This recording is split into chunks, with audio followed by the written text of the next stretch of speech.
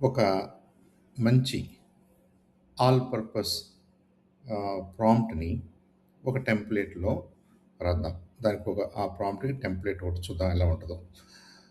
ఏం చేయాలి మనం ఎల్ఎల్ఎంతో ఇంటరాక్ట్ అవ్వాలంటే సెట్ ఆఫ్ ఇన్‌స్ట్రక్షన్స్ ఇవ్వాలని, ఆ ఇన్‌స్ట్రక్షన్స్ గూడా ఈ కింద ఉన్న ఐటెమ్స్‌ని స్పెసిఫై చేస్తూ మనం రాస్తే ఎల్ఎల్ఎం మోర్ రిలయబుల్ రెస్పాన్స్ ఇస్తదని చూసాం.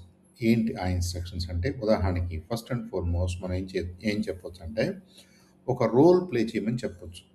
ఇది కొన్నిసార్లు చెప్పొచ్చు. కొన్నిసార్లు మనం రాసిన ఇన్‌స్ట్రక్షన్స్‌ని బట్టి LLMs can figure out also. But let us be specific. ఒక రోల్ రాద్దాం. You are a policy analyst.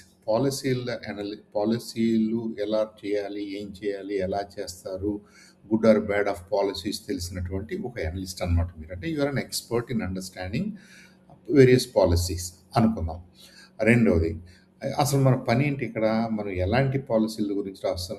ఏం అడుగుతున్నాం దీన్ని అంటే ఎల్ఎల్ఎంని ఏం అడుగుతున్నాము అంటే create a one page brief on something. ఏదో మనకు ఆ సందర్భాన్ని బట్టి అడుగుతున్నాం. కాంటెక్స్ట్ ఏంటి? Audience is first year LLB students. Law చదువుకుంటున్న ఫస్ట్ ఇయర్ స్టూడెంట్స్ అనుకున్నాం. తర్వాత దీని మీద కన్స్ట్రెయింట్స్ చెప్దాం. ఏంటి? ఏం జాగ్రత్తలు తీసుకోవాలంటే, నువ్వు ఏదో పెద్ద పెద్ద పదాలు వాడేసి జార్గన్ వాడొద్దు. No jargon. 200 వర్డ్స్‌కి నీ రెస్పాన్స్ లిమిట్ చేసుకో. You mention if there are any risks in this response. ఈ రెస్పాన్స్‌లో నువ్వేదన్నా తెలియక రాసినా లేదా నీకు అనుమానం వచ్చినాయన్నా గానీ ఎలా ఆ ప్యాటర్న్ మ్యాచింగ్‌లో నీకున్నటువంటి రిస్కులేంటో చెప్పు. అవుట్‌పుట్ ఎలా ఉండాలి? నువ్వు హెడ్డింగ్స్ ఉండొచ్చు, బుల్లెట్స్ ఫార్మ్‌లో ఉండొచ్చు.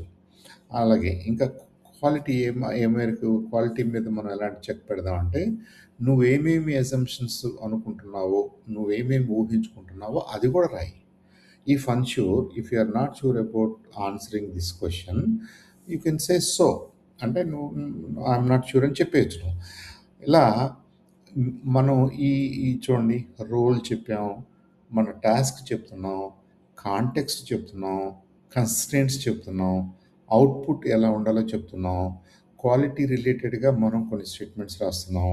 ఇలా రాసుకుంటూ వెళ్తే I think LLM also will understand how to tailor the response. అందుకు ఆ రెస్పాన్స్ మనకి మోర్ రిలయబుల్‌గా, మోర్ అప్రోప్రియేట్‌గా ఉంటదనమాట. So, you can use this as a template in interacting with your own LLMs.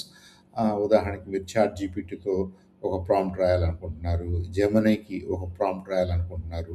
No matter what the LLM is, ఈ జనరిక్‌గా ఈ టెంప్లేటు మనకి అన్ని కేసెస్‌లోనూ పనిచేస్తది. అన్ని ఎల్ఎల్ఎమ్స్ ఆనర్ చేస్తాయి.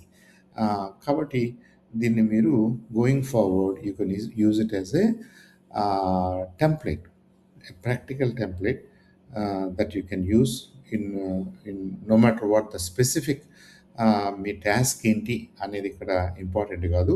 ఇన్ ఎనీ టాస్క్ అప్రోప్రియేట్‌గా మనం ఎలా డిజైన్ చేసుకోవాలో, ఎలా ఇన్‌స్ట్రక్షన్స్ రాయాలో మాత్రం ఈ టెంప్లేట్ చెప్పుద్ది మీకు. It is very handy.